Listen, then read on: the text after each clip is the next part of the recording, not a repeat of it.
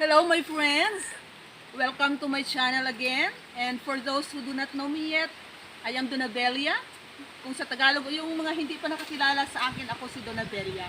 I am here right now at Norgien's Integrated Farm, a newly opened farm of my friend, classmate, and boardmate.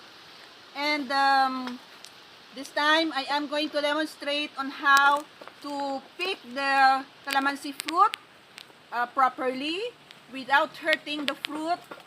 And after this, we will go around tour to his calamansi plantation. So just watch, and I will also tell you the medicinal benefits or the nutritional benefits we can get from the calamansi juice. Okay, so before we start touring to the farm of Mr. Norberto Pruebas and on his Norgien's Integrated Farm, let me first pay courtesy by introducing him as the owner of this farm. Okay, thumbs up. Hello. Kumusta kayo? Yeah, thank you. Calamansi And let's farm. do the tour now. God bless all. Okay, so how to pick the calamansi fruit properly, o paano i-harvest yung calamansi fruit na hindi masira or without hurting the fruits. First is we are going to choose the matured fruits that are ready to pick, and like this is already ready to pick. Okay. Dapat. And then we will hold gentle or gently, then twist gently also, and twist gently. Okay, this is the correct way. And this is not the correct way. Not the correct way. Okay, so I will continue. Okay. Okay na. Ito po. Ikaw naman, Dibi. Ito lang. Together with my friends. I am harvesting right now together with my two classmates. Ako. Madua. Harvest. Sa babaw.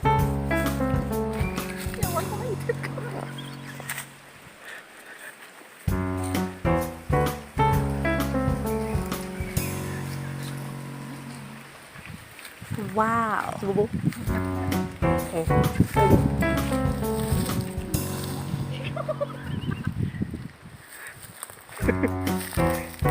Adi. Tingin ulo mo.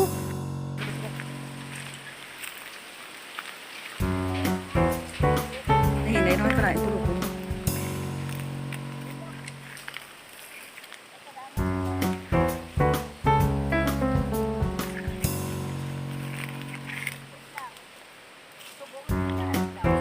Nick.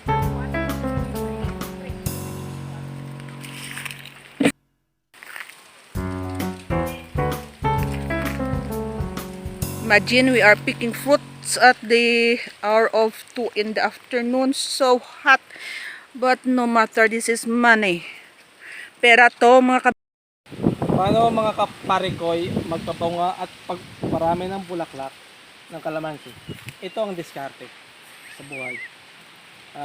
Ito, kailangan mag-apply ka ng fertilizer, tapos diligan. Ano yung ginagamit mo na fertilizer? Po, yung sulfato, ammonium sulfate o urea. May something organic ka ba na ginagamit? Mayroon granumus plus. Okay, very good. Ito yung pag lumaki ng ganito, mag-apply ka ng triple 14. Yun saan ka? Triple 14, pampakapit ng bunga. Pampakapit siya, papalaki. Po, Thank you. salamat. Ito isang sikreto pa sa kalamansi na paano siya mabilis lumaki mula itanim hanggang 1 taong kalahati. Huwag mo siya pabubungayin. At alam mo ba, ito, pag bunga siya, tatanggalin mo siya hanggang 1 taong kalahati para ang purpose niyan, mabilis lumaki. Oh. Okay, thank you for the tip. Okay, dire ko para nami. Dire ka ko.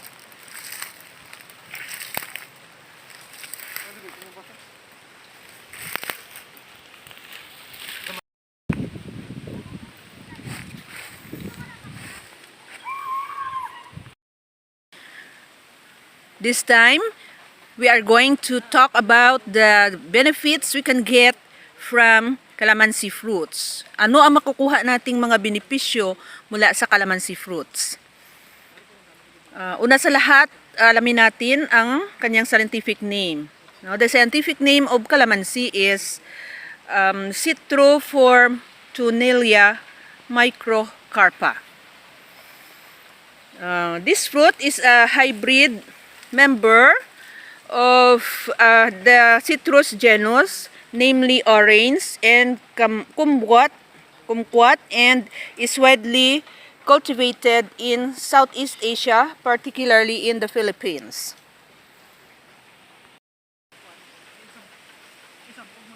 Drinking calamansi juice is a very popular practice in certain parts of Asia due to its detoxifying ability in the body, the availability of the fruit, and the juice's unique tangy taste.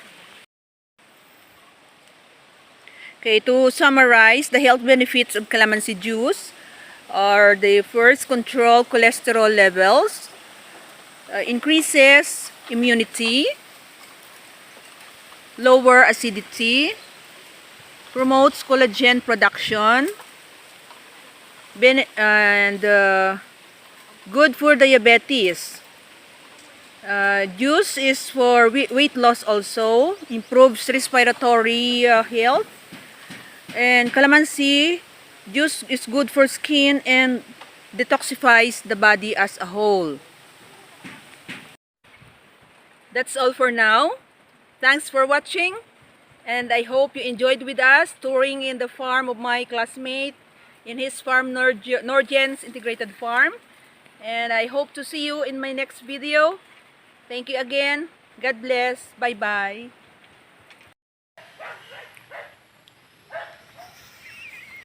Beauty mo wala. Dila kasi ano. Si Norbing may kaya sa likod.